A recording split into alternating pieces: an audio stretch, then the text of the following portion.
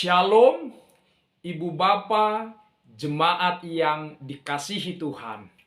Hari ini kita akan mendengarkan kebenaran firman Tuhan. Tetapi sebelum kita mendengar firman Tuhan, mari kita satukan hati, kita bersatu di dalam doa.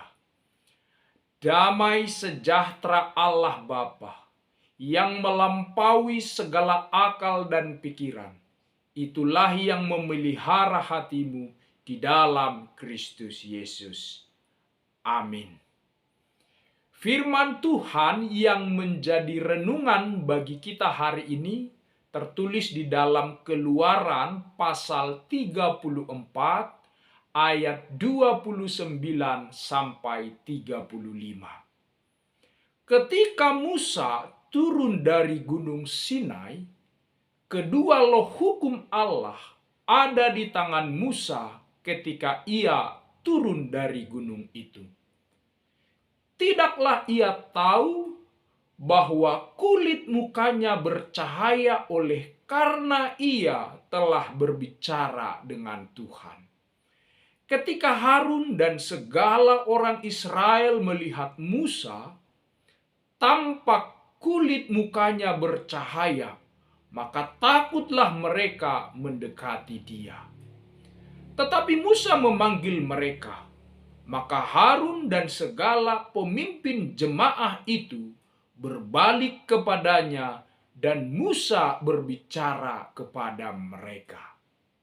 Sesudah itu mendekatlah segala orang Israel, lalu disampaikannya lah kepada mereka segala perintah yang diucapkan Tuhan kepadanya di atas gunung Sinai.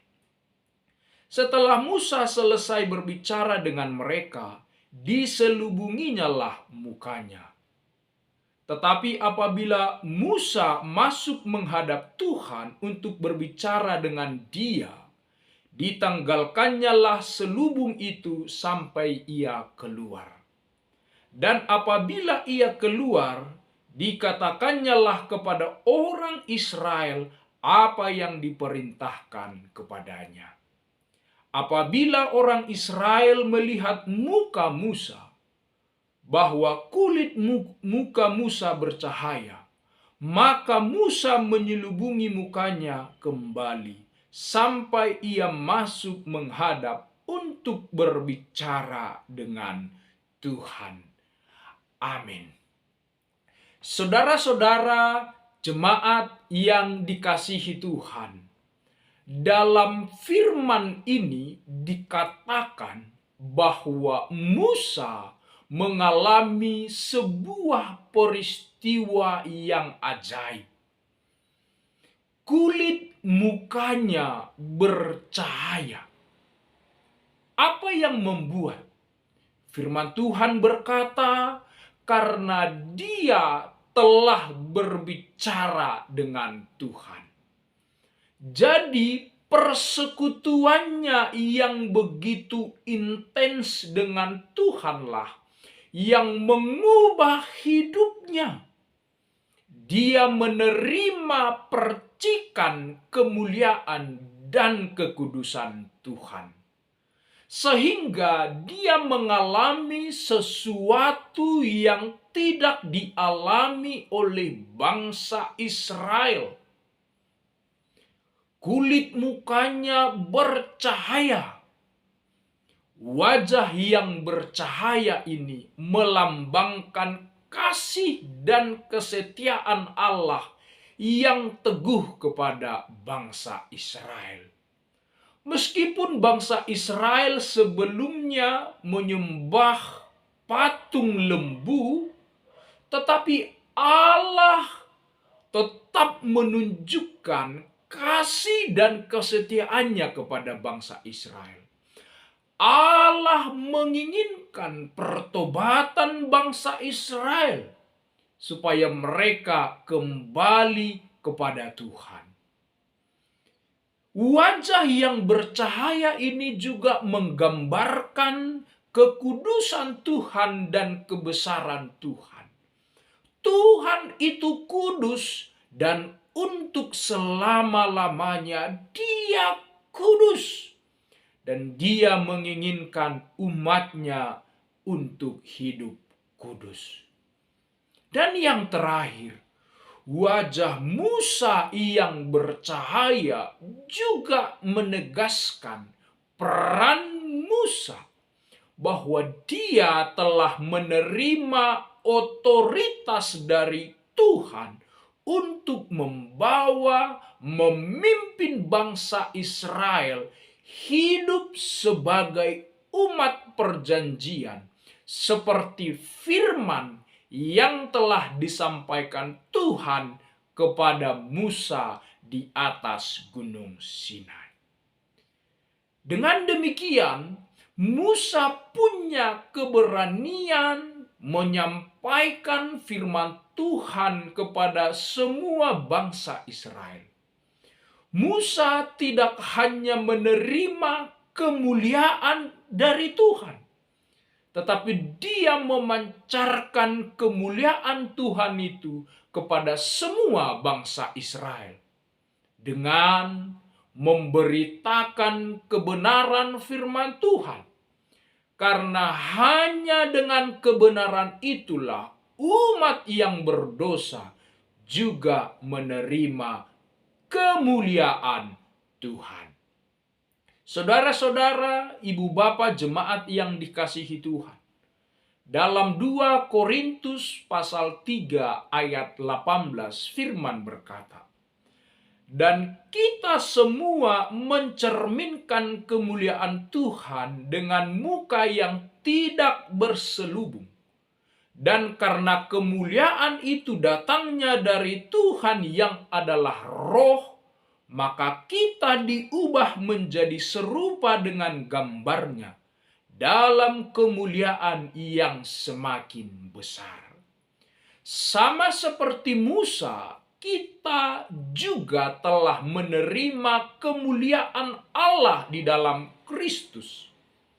Kemuliaan itu bukan melalui pekerjaan dan prestasi kita, melainkan datangnya dari Tuhan melalui Roh Kudus. Kita diubah dari manusia lama yang penuh dengan dosa dan di bawah penghukuman. Tapi sekarang kita diubah serupa dengan gambarnya yang penuh dengan kemuliaan. Betapa istimewanya kita di hadapan Tuhan. Kita yang dulunya adalah manusia yang penuh dosa dan kejahatan telah diizinkan, dilayakkan oleh Tuhan untuk menerima kemuliaannya yang kudus itu. Allah memberikan kemuliaannya pada kita melalui Yesus Kristus.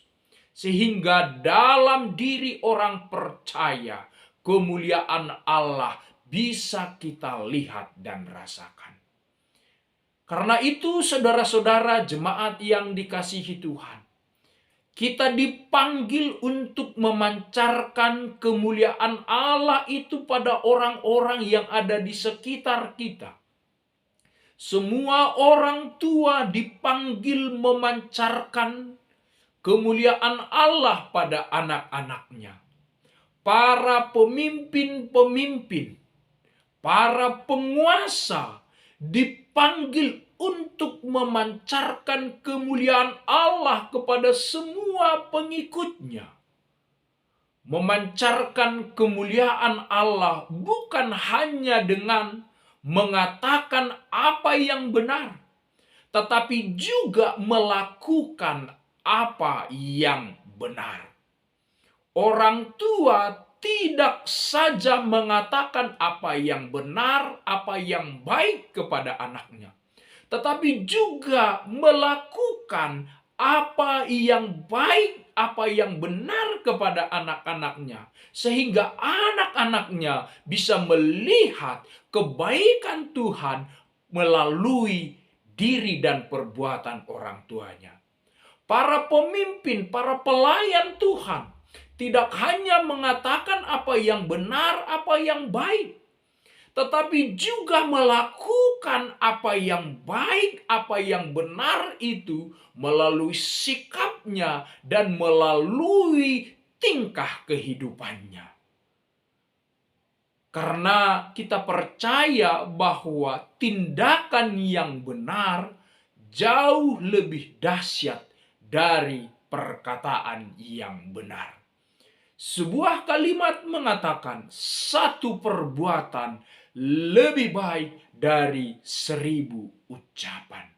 Maka kita yang dipanggil oleh Tuhan untuk memancarkan kemuliaan Allah pada orang-orang di sekitar kita, marilah kita hidup di dalam firman Tuhan. Mari kita mendekat kepada Tuhan dan juga melakukan firman Tuhan itu, sehingga kemuliaan Allah itu bisa kita bagikan, bisa kita berikan, dan bisa dirasakan oleh orang-orang yang di sekitar kita. Saudara-saudaraku, kita juga harus sadar saat ini banyak di antara kita sudah kehilangan waktu berjumpa dengan Tuhan secara intens.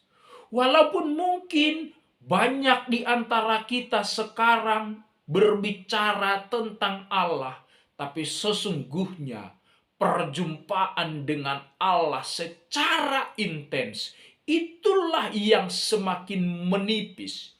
Kita disibukkan oleh banyak hal. Kita disibukkan oleh urusan dunia ini. Sehingga kita melupakan sesuatu yang paling inti dalam hidup kita. Yaitu perjumpaan kita dengan Tuhan. Seperti Musa yang berjumpa dengan Allah di atas gunung Sinai. Saudara, Bapak Ibu harus tahu bahwa kita tidak akan mengalami perubahan yang benar tanpa pertumbuhan rohani yang benar. Kita tidak akan mengalami pertumbuhan rohani yang benar tanpa mengalami perjumpaan dengan Tuhan. Maka berjumpalah dengan Tuhan. Alamilah Tuhan secara pribadi dalam hidupmu. Temuilah Tuhan selagi Ia mengizinkan dirinya ditemui olehmu. Datanglah kepada Tuhan, mendekatlah kepada Tuhan, supaya percikan kemuliaan Tuhan juga nyata dalam hidupmu. Berjumpalah kepada Tuhan supaya hidup kita ini menerima kekudusan, kemuliaan Tuhan, sehingga kita punya kekuatan di dalam hidup kita. Perjumpaan dengan Tuhanlah yang mengubah hidup kita, yang memberikan kita kekuatan untuk menyatakan apa yang benar dan melakukan apa yang benar. Seperti Musa yang berjumpa dengan Tuhan di atas gunung Sinai. Ada sebuah cerita seperti ini. Ada kisah penginjilan di sebuah suku pedalaman. Di sana ada banyak para misionaris yang ditolak oleh orang-orang penduduk di tempat itu. Dan tidak pernah ada yang bertobat di sana. Namun pada suatu hari, ada yang bisa membuat kepala suku bertobat. Setelah ditanya apa rahasianya, kenapa dia mau bertobat? Bukankah selama ini dia telah mengusir para misionaris dari tempat itu? Mengapa misionaris yang satu itu bisa mengubah hidupnya dan membuat dia percaya kepada Tuhan? Dia berkata bahwa dia bertobat dan berubah, percaya kepada Yesus, bukan ketika dia mendengarkan apa yang dikatakan oleh misionaris itu, tapi dia melihat apa yang dilakukan oleh misionaris itu. Ternyata ibu bapak, selama ini misionaris yang datang ke tempat itu dihujat, dimaki-maki, disakiti itu. Itu yang membuat mereka mundur dari tempat penginjilan itu. Tetapi ada seorang misionaris yang walaupun dimaki-maki, dicaci maki, disakiti, dia tetap menunjukkan kebaikan, kesabaran, kelemah lembutan.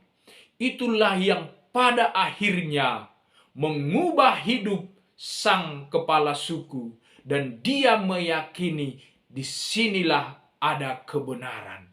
Dia hidup seperti apa yang dia katakan. Dia memancarkan kemuliaan Allah sehingga orang-orang yang di tempat itu berubah dan mereka menerima Yesus dan percaya kepada Yesus. Saudaraku, jemaat yang dikasihi Tuhan, betapa dahsyatnya hidup yang menerima kemuliaan Tuhan dan memancarkan kemuliaan itu dalam hidup kita. Mari bersama-sama untuk selalu hidup mendekat pada Tuhan dan melakukan segala perintah Tuhan di dalam hidup kita. Maka kemuliaan Allah itu akan terpancar melalui hidup kita. Amin. Tuhan Yesus memberkati.